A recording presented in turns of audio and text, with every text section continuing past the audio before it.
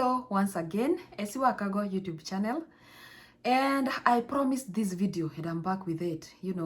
Have you subscribed though? Please, if you haven't, please do so. And this information is one of a kind, very important, very, very important. And like I always say, I'm speaking to those people who will migrate to America with green card, because it is not just everybody who can qualify for this. So I'll be talking about something called Fafsa, and I know by now you're already having a headache because of that word, because you do not even know what it stands for. But I will shortly be talking about what it is and who qualifies, what it is for, and what it stands for. Okay, so FAFSA, simply means free application for federal student aid. Free application for federal student aid. This is money that is granted or that is applied by students for college fees, and it is not something you're supposed to pay back. This is free money from the government funded to students who qualify and who fall under certain category, and I'll be stating what category that you are required to be in order for you to be granted this money for your college school fees. Okay, all right. You're supposed to apply for these federal grants, and application is free. The college that you're gonna go to. So before we go ahead, guys, this is for those people who migrate here with green card and they feel they want to go back to school to maybe study or further their education. This is who I'm talking to today, or in regard to this. Okay, so when you go to college and you register yourself, please also remember to ask them to give you the forms of FAFSA, that is the federal application for, free application for federal student aid, and they will give you the forms, and you're gonna use this form to apply for this financial aid to pay for your college charges or fees, school fees. Okay, is FAFSA free money? I already said FAFSA is not a loan. It is not a loan, it is free money. So you will not be required in the future to return it, even though you complete your college. You will just go work scot-free. It is an application that you'll be required to fill out, and this application, depending on the information that you put in here, it will be determined if you qualify or not. Here is another thing, like I'm telling you, if you are new here in America, as soon as you get here, if you know you want to go to school in the future, please go as soon as you can, so that you can take advantage of this money. Okay, so and who qualifies for this FAFSA money? Okay, you must be a green card resident, that is a permanent resident, or a citizen. That means you might be a non-citizen, because green card people are not citizen, but they are lawful resident of United States. So as a green card holder, you qualify definitely. Okay, that is one thing that will give you a plus. Excuse me. There are more requirements that should be followed in order for you to be qualified for this money. And one of the requirements that I'll be talking about is income. The income that you make, it has to be to be between certain range. If you go above, they cannot be able to fund you because it will show like you qualify. I mean, you can be able to pay for yourself. And this is why I'm telling you guys, if you get to America and you know eventually you would want to go back to school, please do so that you can qualify for this money, because down the line when you start earning more money, you might not qualify for this money. And paying for school here is a lot of money, so the earlier the better, and you're gonna be saving yourself huge savings of money. Okay, those who qualify, they must be citizens or lawful citizens of America. And there is this thing, this basic eligibility criteria, which are the requirements that you must meet. One of them is you have to demonstrate financial need. For most of the programs, yes, you have to, and this is not an exception, so you have to be a US citizen or an eligible non-citizen. You have to have a valid social security number. Social security number is the number that you register yourself with. That is the identification number that you use every time that you want to be identified anywhere, even in all and most of the government offices.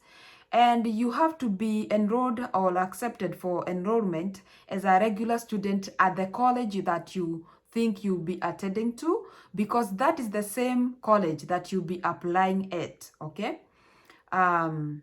you have to be in a eligible degree or certificate program, not just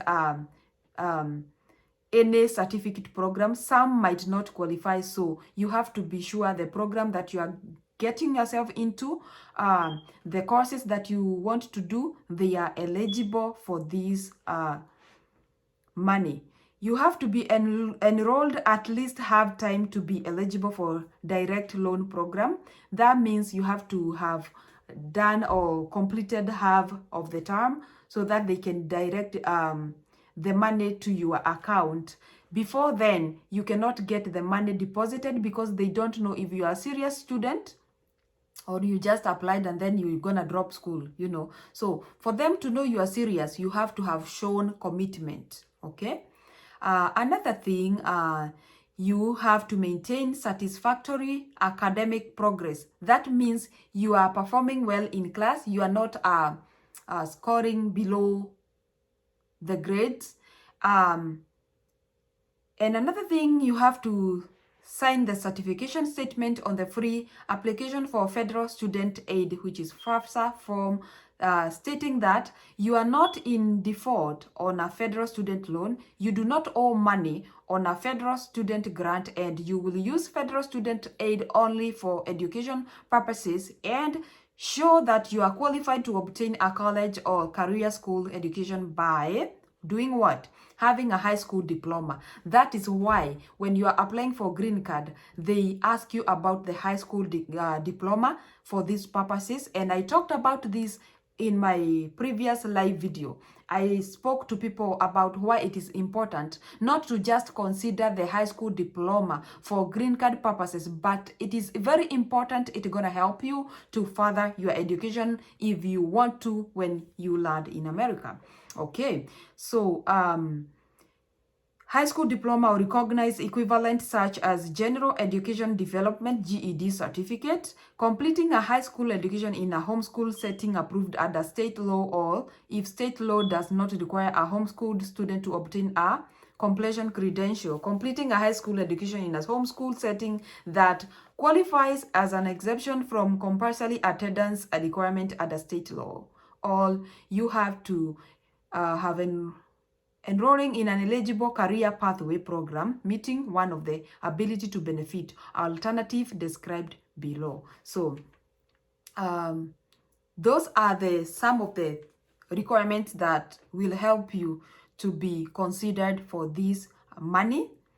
And additional eligibility will apply in some situations, including for non-US citizen or student with criminal convictions. And I do believe when you come here, you are so fresh to have some of these things. So you do not even need more of this information than what I have just stated. Why? Because you are so new here, you are fresh, you do not have a criminal record in about student and schooling because you just got here. Because the reason as to why I'm doing this video is for people who will be arriving to the United States from other countries, just to advise them what to go for, what to do, where to get it, okay? Like I said earlier, you register at the college where you'll be attending, and the same college can provide you with the forms where you can apply for the money, okay? So this is one of the benefits that you can get, and the money they're gonna give you, the same money, that is the money you're gonna use to buy yourself school supplies, from books. You can buy them from the store, and this same money, it might not be finished completely. They might put more money than you need so that you can have maybe some transport to your school and back. So this money, most of the time, you do not spend all of it. They put more money than you need, and this money can be used to transport yourself to school and also to do other things to support yourself. They don't, like, whenever they put certain amount of money, they don't follow after you pay the fees, which is paid direct to the school. The remaining money is put on your card, the school card, the school student card or ID. They will put it there because the ID is also a Visa card and you can use it to transact. They will put it there and you can use that money to buy yourself whatever you want. You can also even support yourself. You can also pay one bill or two with the money. Nobody gonna ask you a question as long as you bought the books that are needed and you have done everything, bought everything that is needed in class. The remaining money, you can use it to buy yourself something that you're not, something that you need, whether for school or for your home. They don't care. As long as you're a student, that is your money and you can use it anyhow you want, as long as you are using it as a student to support yourself, okay? Saying this, I mean, like, you can even go for a laptop to help you to go through school, and that is okay to use the remaining money for that purpose, okay? Up to this point, may I say goodbye, and don't forget to keep on keeping on, because life is hard, but we are not gonna stop. We ain't gonna stop. We can only push forward, because with God, everything is possible, and it is with God that we can do all things through Christ who strengthens us. Bye-bye. God bless you.